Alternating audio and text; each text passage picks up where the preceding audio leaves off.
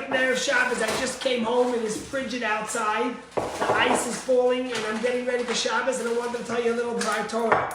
So first of all, L'chaim, Shabbat Shalom to everyone. Baruch atah Adonai Eloheinu melech haolam v'shacharim. So the Jewish world, rightfully so, has been up in arms about Whoopi Goldberg and the comments she made on her show The View. And I've been thinking a lot about it. A few of my friends says, Rabbi, why didn't you speak about it yet? And I thought long and hard. But the truth is I was torn.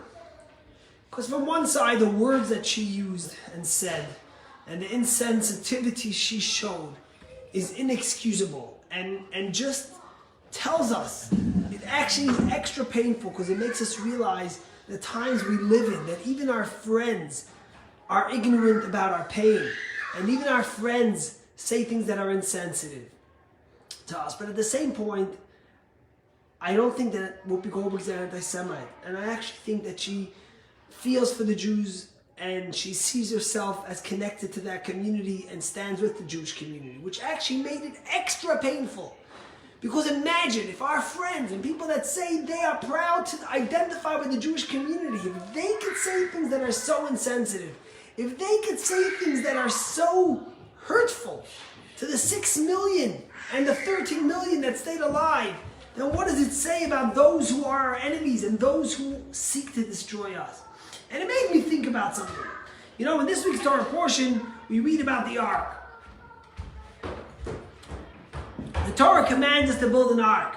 And in the ark, the Torah commands us to have poles that stood in the ark. The Torah says you had an ark that was made out of wood, and on the inside and outside was gold, and inside went the tablets, the Torah, the manna that was saved and preserved. And then the Torah commands us to make little rings on the outside of this gorgeous thing with poles to carry it. And when the Jews went to work, went to war, and they came back, they always had those poles. And the question is, think about it aesthetically. The Holy of Holies was gorgeous. It had the cherubs, it had the gold. It was so meticulous. It was so clean. And yet, why does the Torah command us? And it's actually a negative commandment that the poles are never allowed to leave the ark. The answer the Rebbe gives is that the ark represents Torah. It represents those who want to teach Torah and those who value the Torah. And what the Torah is telling us is that if you are connected to the Torah and you represent the Torah, you always have to have poles in you. You always have to be ready to travel. You always have to be ready to share the wisdom, the words, the light, the nurture, the moral and ethical values. We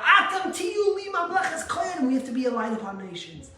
And it made me think, when I thought about what happened with Whoopi Goldberg in The View, instead of being angry, it actually pained me.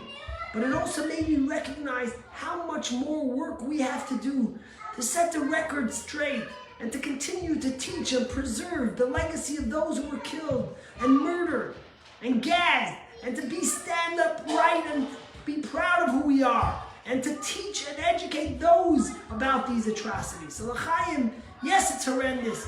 And yes, I agree with what the 2-week sabbatical, so to speak, she had to take, the 2-week that she was sent off to think about what she did.